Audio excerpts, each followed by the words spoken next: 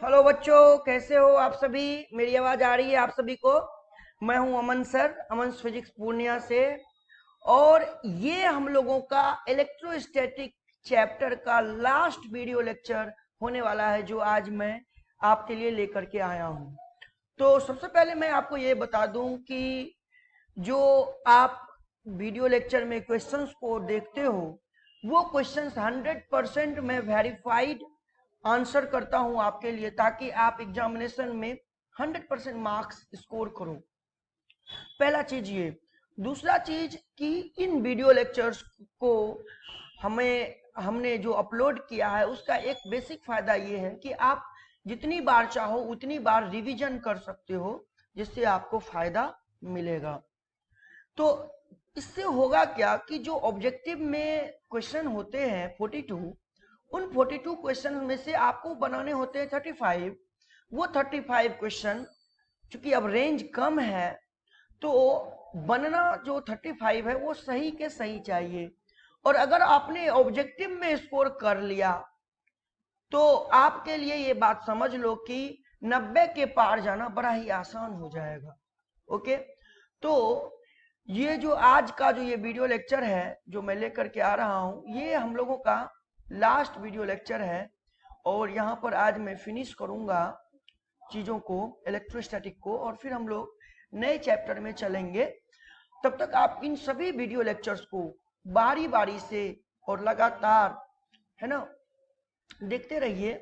अपना flow maintain करके रखिए ताकि आपको फायदा मिले। ओके।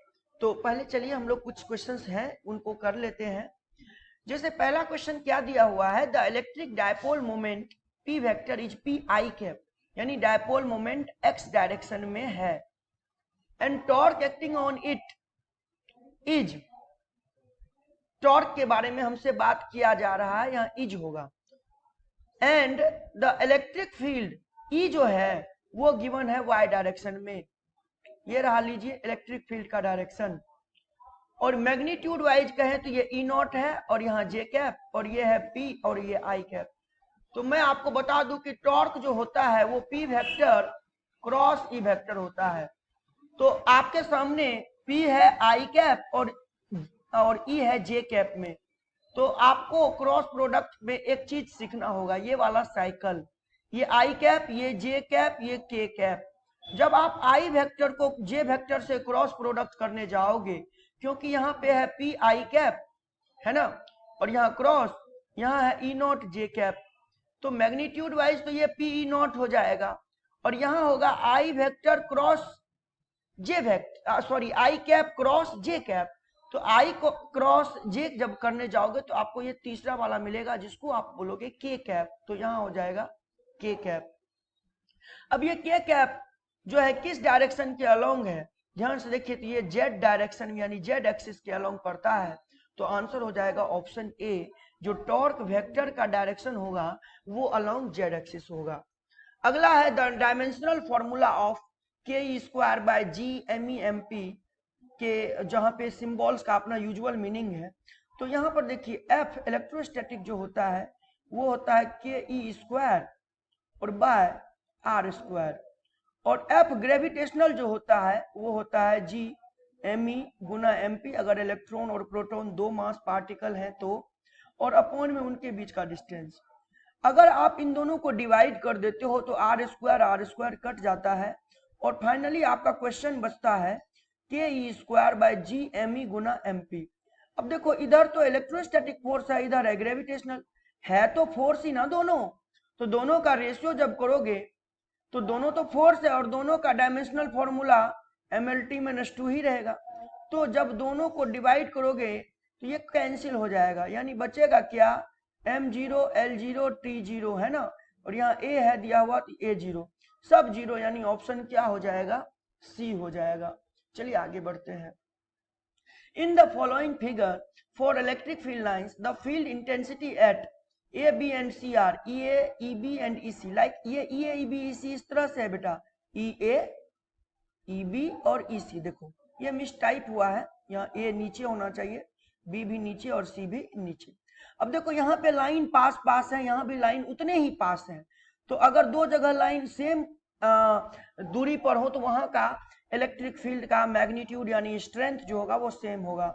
बट बी पे दोनों देखोगे आप ध्यान से तो लाइंस दूर दूर हैं, यानी बी का इलेक्ट्रिक फील्ड का स्ट्रेंथ कम होगा। अब ये मैच कर लीजिए कहाँ दिया हुआ है, ये ऑप्शन डी में दिया हुआ है। आगे बढ़ते हैं। The cause of charging of a body is, कोई भी बॉडी को चार्ज करने के लिए कौन रिस्पॉन्सिबल होता है? तो बेटा इसका सिंपल सा आंसर है इलेक्ट्रॉन, क्योंकि इलेक्ट्रॉन जब ऐड होगा तो नेगेटिवली चार्ज हो जाएगा, और इलेक्ट्रॉन जब आप निकाल लोगे तो पॉजिटिवली चार्ज हो जाएगा। तो आंसर होगा ट्रांसफर ऑफ इलेक्ट्रॉन्स। ओके, आगे। Two copper spheres of same radius, radius same है, दो कॉपर का स्फीयर है, रेडियस सेम है, ये भी आर और ये भी R. One solid and the other hollow, ये सॉलिड स्फीयर है और ये हॉलो स्फीयर है। तो सॉलिड है तो ये लो सॉलिड बना देता हूं। Are charged to the same potential, बेटा चाहे सॉलिड स्फीयर हो चाहे हॉलो, कॉपर है, कॉपर मेटल होता है, तो जब आप चार्ज करोगे तो चार्ज चला जाएगा सरफेस पर, क्योंकि कॉपर मेटल होता है, और यहाँ तो अंदर से खाली है तो चार्ज सरफेस पर ही रहेगा, और दोनों को सेम पोटेंशियल दिया गया, तो इस किसके पास ज्यादा चार्ज जाएगा? क्योंकि पोटेंशियल सेम है, रेडियस सेम है, तो V इक्वल्स टू के क्यू बाय आर। तो R किसके बराबर हो, सॉरी Q किसके बराबर हो जाएगा? तो Q बराबर हो जाएगा V इंटू आर बाय के। क्लियर है? V सेम है, R सेम है, Q सेम होगा, सो ऑप्शन सी हो जाएगा। अगला, a neutral metallic particle is brought near a metallic plate, एक मेटल का प्लेट है, ये लीजिए मेटल का प्लेट है, ये किसका है? और यहाँ पे एक न्यूट्रल पार्टिकल को लेकर के आए और इस पार्टिकल का चार्ज पॉजिटिव है, the electric force on the metallic particle will be, okay. तो यहाँ पर, अच्छा सॉरी, यहाँ पे ये वाला चार्ज पॉजिटिव है, ये वाला, तो जब ये पॉजिटिव चार्ज है तो ये क्या करेगा, इस पार्टिकल पे इधर इंडक्शन इफेक्ट करेगा, तो इधर नेगेटिव हो जाएगा और इधर पॉजिटिव। अब नेगेटिव पास में है तो ये क्या हो जाएगा, ये अट्रैक्ट हो जाएगा, तो यहाँ पे क्या हो जाएगा कि ये जो मेटालिक पार्टिकल है वो डायरेक्टेड टुवर्ड्स द प्लेट हो जाएगा, क्योंकि इधर वाला force attraction force repulsion force से ज्यादा होगा, अट्रैक्शन रिपल्सन से ज्यादा होगा। अगला, a parrot comes and sits on a bare high power line, इसके साथ क्या होगा? तो भैया आपको पता है प्रैक्टिकली कुछ भी नहीं होगा, इंसुलेटर प्रॉपर्टी होने के कारण। ओके, चलिए ये लास्ट स्लाइड है। 1D ग्राफ जनरेटर क्या काम में आता है? तो आंसर हो जाएगा build up high voltage for few million volts. अगला है electric field in cavity of a metal, कोई मेटल है उसके कैविटी में, ये कैविटी हमने बना दिया, इस वाले कैविटी में, यहाँ पे इस जगह पे, इस अंदर में, इसके अंदर में इलेक्ट्रिक फील्ड क्या होता है? तो आंसर होगा 0।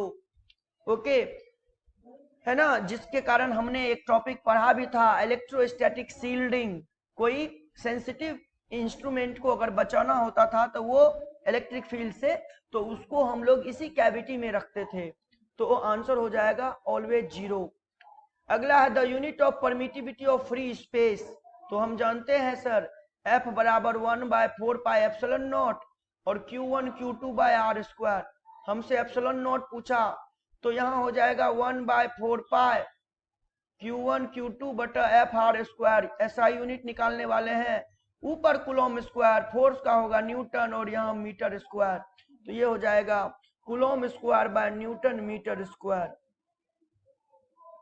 तो देखिए ऑप्शन ए सही है, मीटर में स्क्वायर है खाली, न्यूटन में नहीं है। बी में जरा सा का फर्क है, एक ब्रैकेट दिया हुआ है बस, इस ब्रैकेट के कारण ये आंसर गलत हो गया, तो ऑप्शन ए जो है वो सही होगा, coulomb square by newton metre में स्क्वायर, ना कि न्यूटन मीटर का होल स्क्वायर, है ना, ध्यान रखना है, यही सब चीज जो है आपको ध्यान रखना है। आ रहा है इसका मतलब ये नहीं कि घबरा जाना है और जल्दबाजी में आंसर करना है, अगर आ रहा है तो थोड़ा और रुक जाना है, 2 सेकेंड और, बट सही आंसर। ओके बच्चों, तो चलिए ये चैप्टर जो है ये हमने खत्म कर दिया। थैंक यू सो मच आप सभी को, है ना, आप लोग हंसते रहिए, मुस्कुराते रहिए, है ना, और जो है जो है कि आप इसी तरह से अपना प्यार देते रहिए, पढ़िए मन लगा करके, और अपने माँ बाप के लिए अगर कुछ करने का समय है ना बच्चों, तो ये यही है। जो अभी आपका एज चल रहा है, ये एज में आप कई अलग अलग रास्तों से गुजर सकते हैं। कई तरह के आपको भटकाने वाले चीज सामने आ सकती है, उनसे बचना है, ठीक है। और सबसे पहले अपनी करियर के ऊपर फोकस करिए, ताकि रिजल्ट आपका अच्छा हो जाए। तो चलिए बच्चों, हम लोग मिलेंगे नए चैप्टर में नए क्वेश्चंस के साथ, और कुछ नए कॉन्सेप्ट सीखेंगे।